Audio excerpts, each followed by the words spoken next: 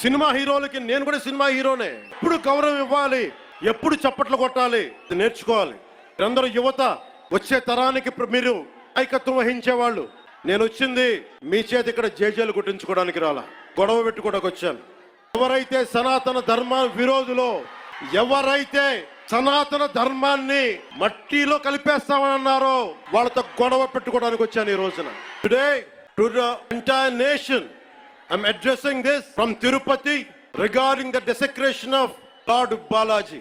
I came in front of you not as Deputy Chief Minister of Andhra Pradesh, not as Janasena Party President, but as an average citizen of Bharat, of a nation, and as a practitioner of Sanatana Dharma.